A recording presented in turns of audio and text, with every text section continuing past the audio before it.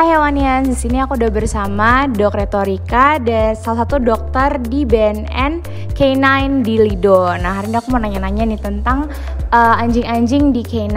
Nah, kira-kira nih pertanyaan pertama ya Dok Rika ya. Jadi aku mau tanya kira-kira tuh di K9 ini tuh maintenance untuk anjing-anjing itu kayak gimana sih? Kalau untuk maintenance dari anjingnya sendiri itu kita di sini punya ada beberapa fasilitas nih Mbak. Jadi kita punya klinik, terus kita juga punya kayak gudang pakan sendiri. Jadi kita tuh di klinik kita melakukan seperti pemeriksaan kesehatan rutin, kemudian untuk pengobatan, juga untuk perawatan ketika anjing-anjing sakit. Selain itu juga dari klinik itu dokter-dokternya kita bikin kayak program-program juga nih untuk satwa K9 kita. Jadi mulai dari preventif seperti obat kutu, obat cacing, vaksinasi, kemudian juga ada kuratifnya kayak pemeriksaan darah, terus X-ray, USG itu juga kita rutin melakukan dan ngecek. Jadi untuk kesehatan dari para anjing itu sendiri. Selain itu kita juga memaintenance mereka dari segi kayak pakannya. Jadi setiap anjing itu kita hitung masing-masing kebutuhan kalorinya berapa, nutrisinya apa saja yang dibutuhkan. Karena kan setiap anjing beda ya, sama seperti manusia ya. Gitu kita hitungkan masing-masing. Nah nanti di gudang pakan itu setiap hari ada paramedis kita yang nakar dan ngitungin tuh kira-kira sesuai dengan anjuran dokter atau tidak, seperti itu.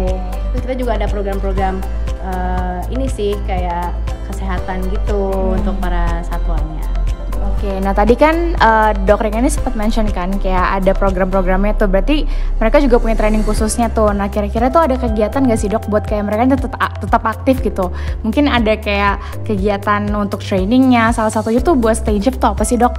Oh ya, jadi mereka untuk perawatan harian itu pasti karena kan mereka anjing large breed ya, atau ras besar. Ras besar itu kan mereka membutuhkan exercise yang lebih daripada yang kecil gitu. Jadi mereka yang paling pasti perawatan harian itu pawangnya itu selalu membawa anjingnya untuk berjalan-jalan atau untuk jogging, lari-lari gitu, bisa setiap hari 2 kali pagi dan sore. Setelah itu mereka juga ada latihan setiap hari Senin sampai hari Kamis.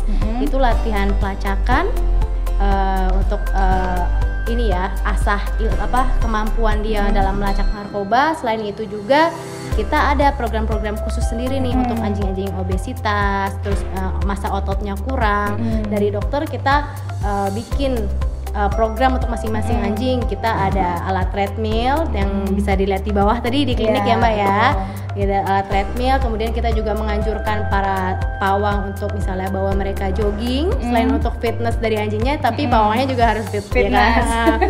Terus juga kita ada biasanya sebulan sekali itu ada penjelajahan.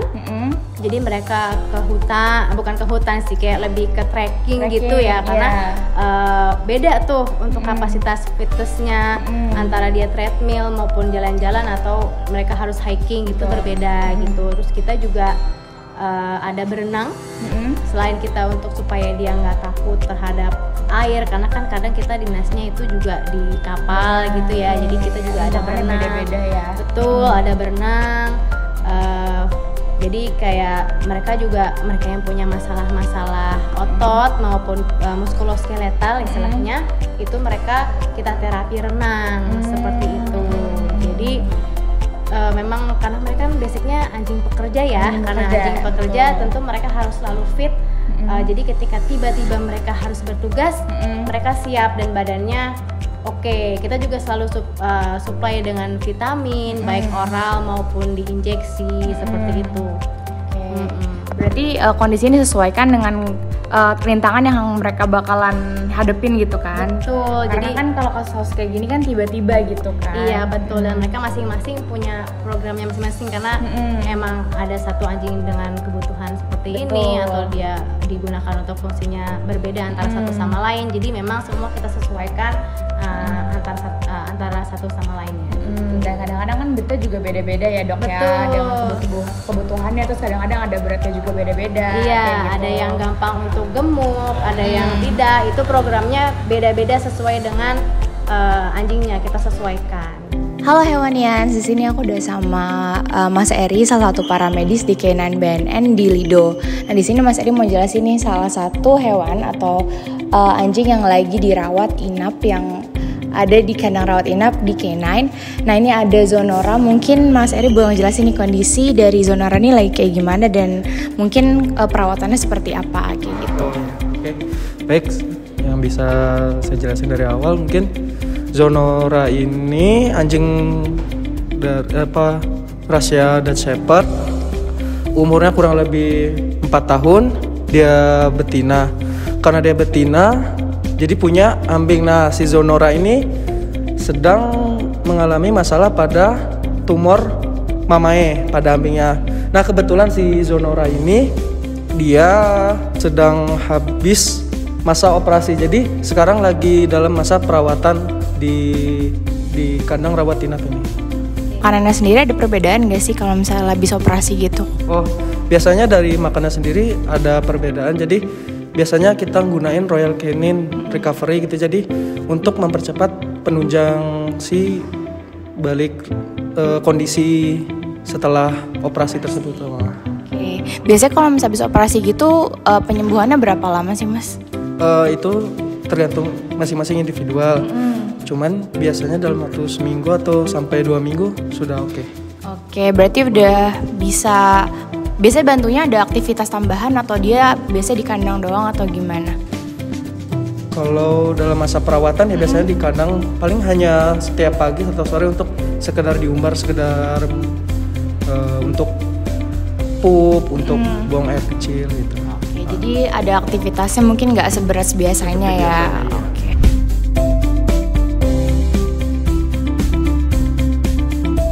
Bread meal ini ada 2 fungsi. Pertama untuk maintenance berat badan satwa yang kalau biasa sudah terlalu gemuk. Yang kedua memang untuk meningkatkan stamina satwa, karena kan anjing pekerja, namanya anjing pekerja butuh harus tenaganya kan harus kuat. Iya, betul. Jadi di sini untuk berarti dia biar kuat lari, staminanya kuat gitu. Jadi kalau untuk manusia kayak kardio ya Mas ya.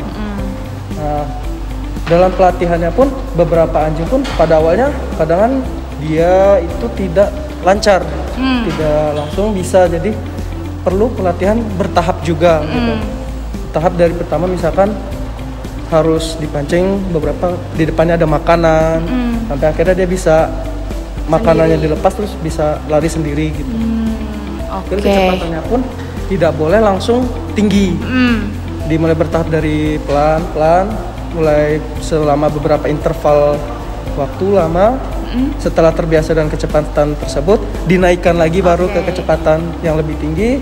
Terus selama interval lagi berapa lama, terus baru bisa dinaikkan gitu. Oke, nah kalau misalnya di manusia itu kan dia kayak ada incline-nya gitu kan Mas. Ya. Kalau untuk anjing tuh dia bisa di-incline gitu nggak sih? Atau bisa. Cukup segini aja? Bisa di-incline sini tuh.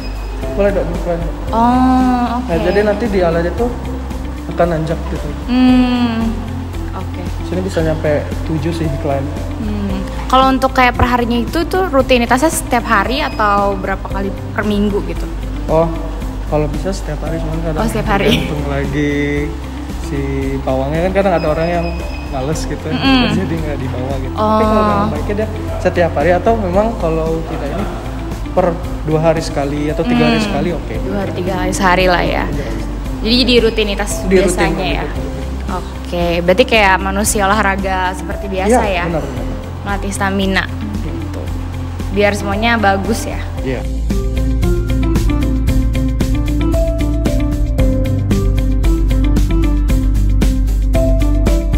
Oke hewanian, sekarang kita udah ada di salah satu polikliniknya, di ruangan poliklinik. Jadi di sini ada step by stepnya nih kalau kita mau ngecek hewan atau canine yang mau dicek gitu di polikliniknya. Pertama itu step by stepnya apa dulu sih kalau mau dicek? Pertama nanti dokter dan para medis manggil pasien. Nanti baru pasien dipanggil, baru pasiennya masuk. Setelah masuk, baru ditimbang dulu berat badan. Setelah timbang berat badan, baru bisa langsung naik ke meja periksa. Oke. Nah di meja periksa ini si leash-nya ini buat apa Mas? Oh, si leash-nya ini buat ngikat si anjingnya biar tetap stay gitu. Jadi biasanya gantiin si leash yang dibawa buat sama handlernya, itu buat stay di sini gitu loh. Oke. Jadi ini bisa dinaik turunin ya? Bisa dinaik turunin. Jadi biar mempermudah pemeriksaan sama dokter hewannya ya. itu saat meja periksa pertama kali yang dilakukan biasanya PE, physical examination, seperti pemeriksaan suhu, pemeriksaan denyut nadi atau pulsus, pemeriksaan CRT, lalu pemeriksaan mukosa baru, dan pemeriksaan fisik lainnya. Baru setelah itu dokter memeriksa apa keluhannya ya. Habis itu nanti baru tindakan lanjutnya, nanti paling ngomong dulu ya sama kira-kira ini udah berapa lama segala macam baru ditindakan lanjut.